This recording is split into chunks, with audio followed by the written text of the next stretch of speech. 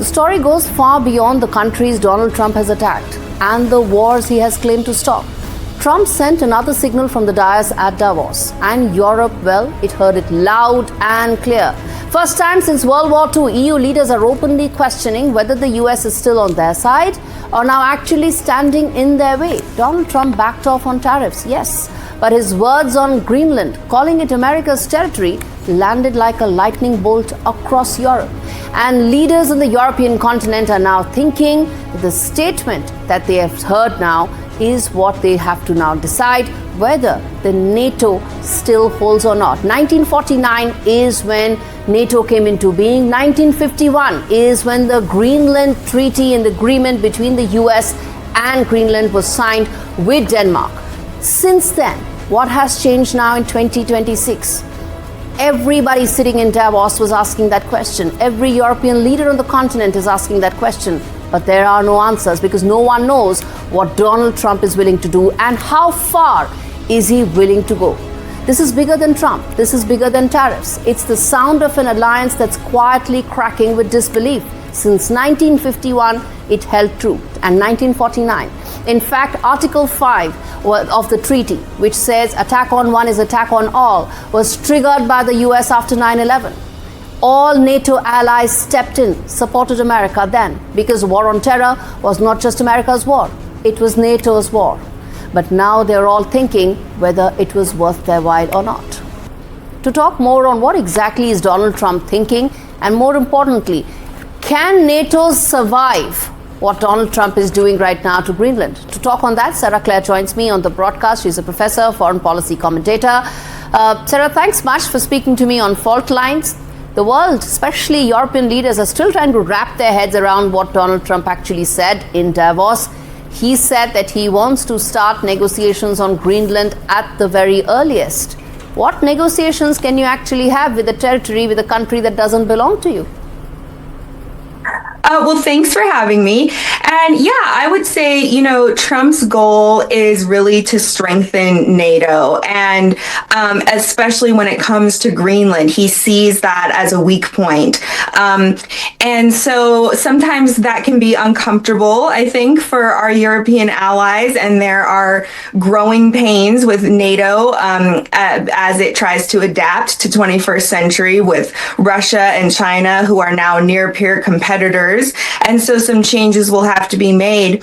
And as far as Greenland, the negotiations, I believe today he actually announced that he discussed a framework deal with the Secretary General of NATO. So he does want to go about this in a diplomatic way.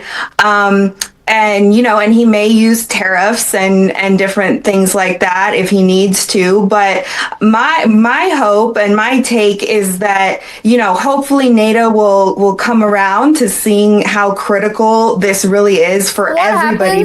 Sarah, what happens in the eventuality that NATO says that Greenland doesn't belong to America and they are backing Greenlanders, they're backing the Danes completely?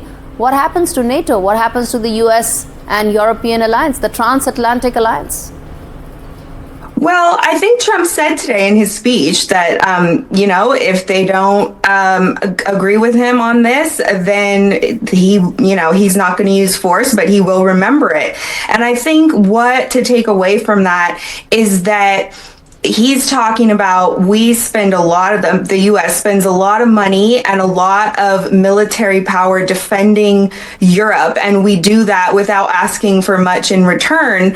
And so we may choose, to lessen some of those security commitments and put them in other critical areas that are more critical to U.S. national interests and the Western Hemisphere and all those things that he's talked about.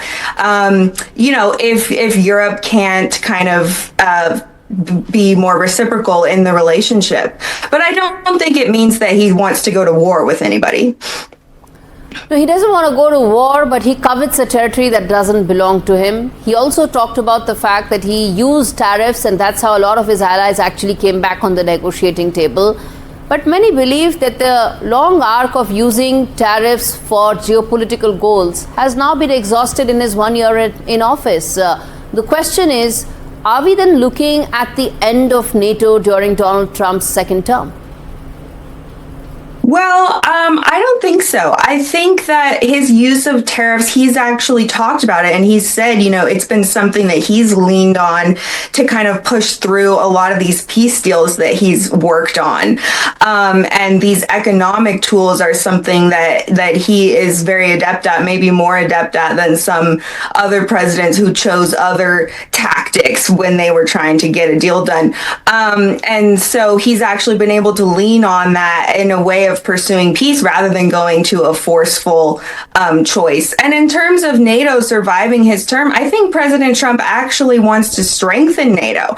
And the way he goes about it can be kind of abrasive, certainly, but I do believe that's his ultimate goal. I'm glad that you're using the term abrasive when it comes to Donald Trump. That is most certainly the case, and he's really rubbed his European allies the wrong way. But let me ask you this final question, which is that when you talk about Donald Trump's 1 year in office, he's completed a year. He says he's the peace president. He should get a Nobel Peace Prize. He isn't getting one.